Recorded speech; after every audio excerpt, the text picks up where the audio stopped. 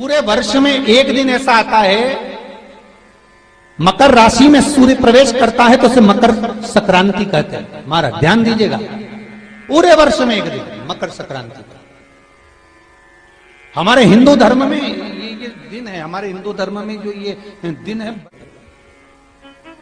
अच्छा, कई लोग कहते हैं कि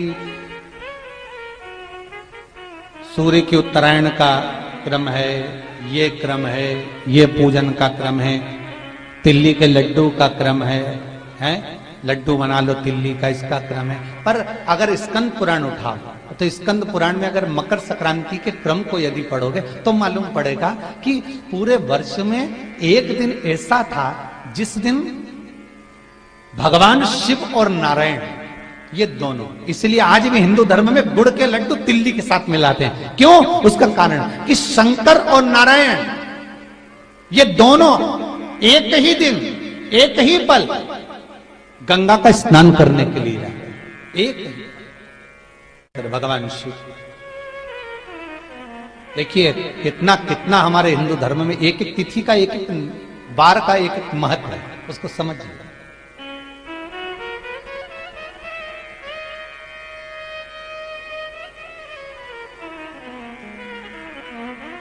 माता लक्ष्मी, भगवान नारायण और भगवान शिव को स्नान के लिए गुप्त रूप से झांकती है।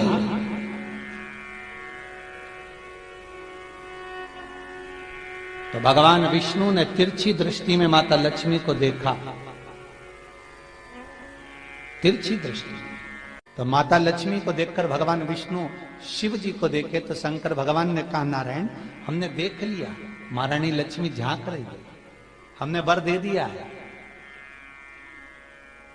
कि लक्ष्मी का एक नाम गुप्त लक्ष्मी रहेगा, ये छुपी रहेगी। और आज मकर संक्रांति के दिन नारायण और शिव का दर्शन इस लक्ष्मी ने करा है। पर जो गुप्त लक्ष्मी का दान दे देगा उसके घर में कभी कोई बड़ी बीमारी प्रवेश नहीं करेगी।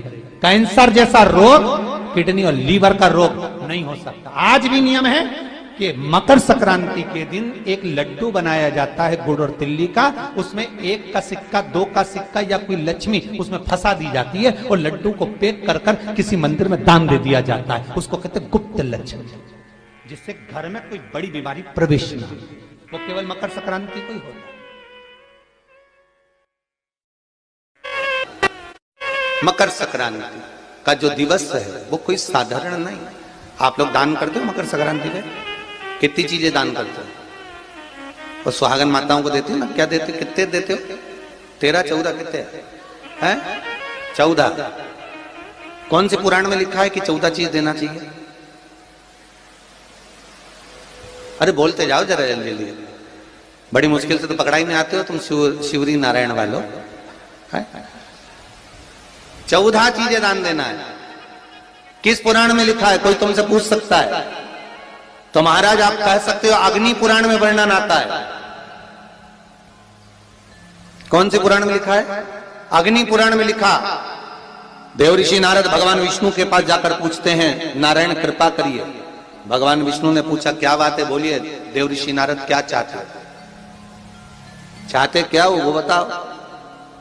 महाराज हमें इतना सा बता दो, शिव जी के यहां जाते हैं तो पहले उनके द्वारपाल से पूछना पड़ता है अंदर जाने के लिए। ब्रह्मा जी के यहां जाते हैं तो ब्रह्मा जी के द्वारपाल से पूछना पड़ता है। इंद्र के यहां जाते हैं तो इंद्र के द्वारपाल से पूछना पड़ता है।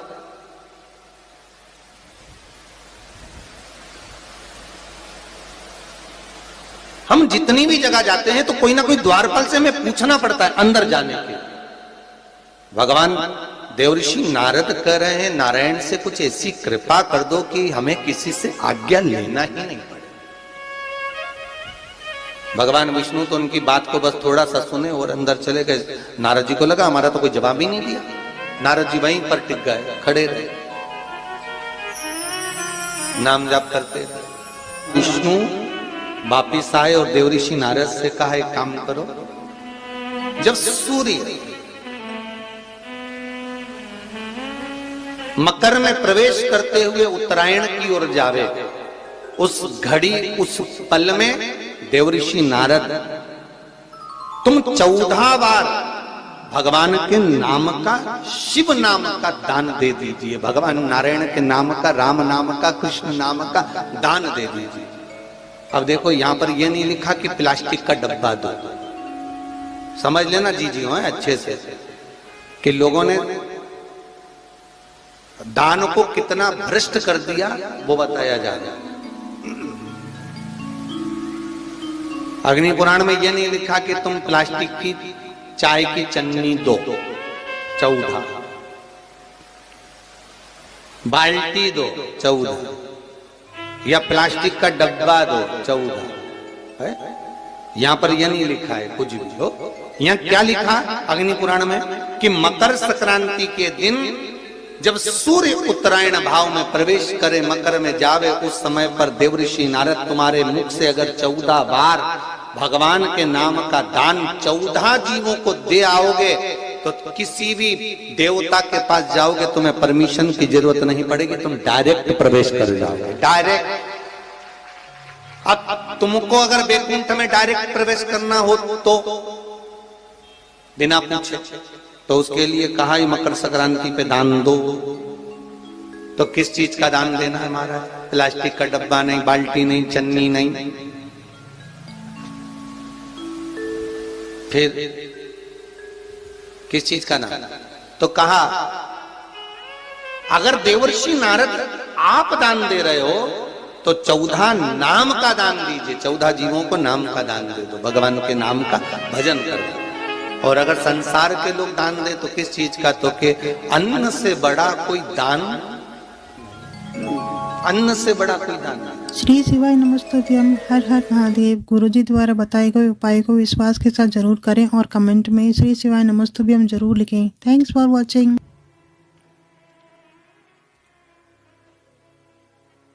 महाराज आज सुंदर उत्तरदा एकादशी भी है। आप सभी को बाबा देव अधिदेव महादेव की इस सुंदर आनंदमय पुत्रदा एकादशी के लिए भी बहुत बहुत साधुवाद, बधाइयाँ। अपने जीवन को सार्थक बनाने का प्रयास करिए, भगवान की भक्ति में डूबने का प्रयास करिए और जितना बन सके उतना भगवान की भक्ति में डूबने का प्रयास करिए।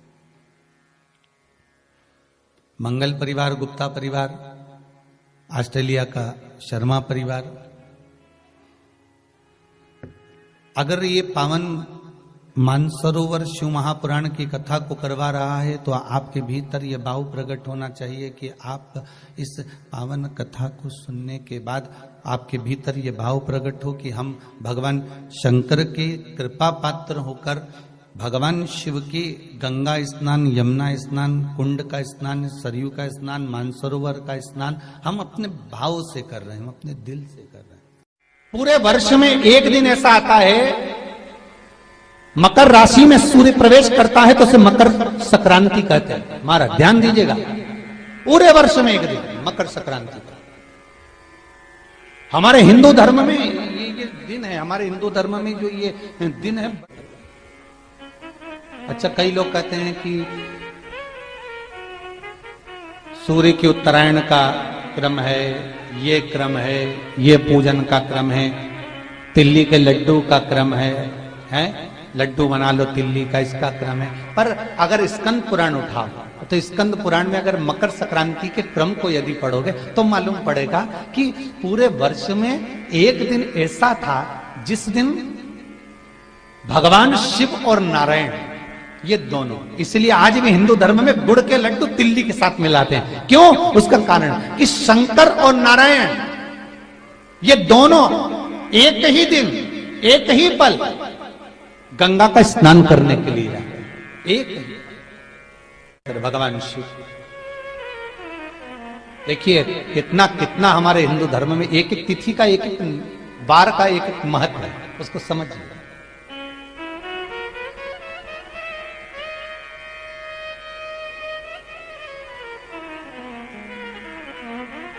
माता लक्ष्मी, भगवान नारायण और भगवान शिव को स्नान के लिए गुप्त रूप से झांकती है।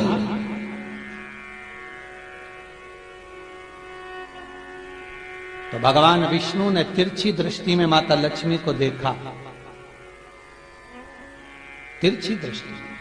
तो माता लक्ष्मी को देखकर भगवान विष्णु शिव जी को देखे तो शंकर भगवान ने कहा, नारायण हमने देख लिया, महारानी लक्ष्मी झांक रही है, हमने वर दे दिया है कि लक्ष्मी का एक नाम गुप्त लक्ष्मी रहेगा, ये छुपी रहेगी। और आज मकर संक्रांति के दिन नारायण और शिव का दर्शन इस लक्ष्मी ने करा है। पर जो गुप्त लक्ष्मी का दान दे देगा उसके घर में कभी कोई बड़ी बीमारी प्रवेश नहीं करेगी। कैंसर जैसा रोग, किडनी और लीवर का रोग नहीं हो सकता। आज भी नियम है कि मकर संक्रांति के दिन एक लड्डू बनाया जाता है गुड़ और तिल्ली का, उसमें 1 का सिक्का 2 का सिक्का या कोई लक्ष्मी उसमें फंसा दी जाती है और लड्डू को पैक कर कर किसी मंदिर में दान दे दिया जाता है। उसको कहते हैं गुप्त लक्ष्मी, जिससे घर में कोई बड़ी बीमारी प्रवेश ना हो। वो केवल मकर संक्रांति को ही होता है। मकर संक्रांति का जो दिवस है वो कोई साधारण नहीं। आप लोग दान करते हो मकर संक्रांति में? कितनी चीजें दान करते हो? और सुहागन माताओं को देते हो ना? क्या देते, कितने देते हो? 13 14 कितने हैं? 14। कौन से पुराण में लिखा है कि 14 चीज देना चाहिए? अरे बोलते जाओ जरा जल्दी जल्दी, बड़ी मुश्किल से तो पकड़ाई में आते हो तुम शिवरी नारायण वालों। 14 चीजें दान देना है।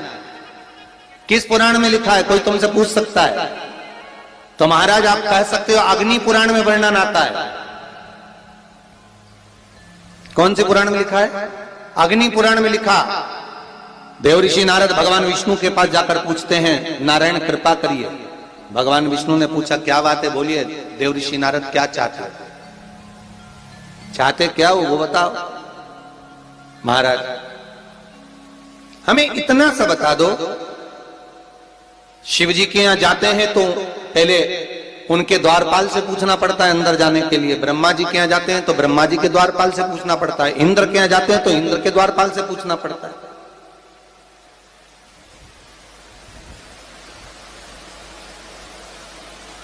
हम जितनी भी जगह जाते हैं तो कोई ना कोई द्वारपाल से हमें पूछना पड़ता है अंदर जाने के। भगवान देवऋषि नारद कह रहे हैं नारायण से कुछ ऐसी कृपा कर दो कि हमें किसी से आज्ञा लेना ही नहीं पड़े। भगवान विष्णु तो उनकी बात को बस थोड़ा सा सुने और अंदर चले गए। नारद जी को लगा हमारा तो कोई जवाब ही नहीं दिया। नारद जी वहीं पर टिक गए, खड़े रहे, नाम जाप करते रहे। विष्णु वापिस आए और देवऋषि नारद से कहा एक काम करो, जब सूर्य मकर में प्रवेश करते हुए उत्तरायण की ओर जावे, उस घड़ी उस पल में देवऋषि नारद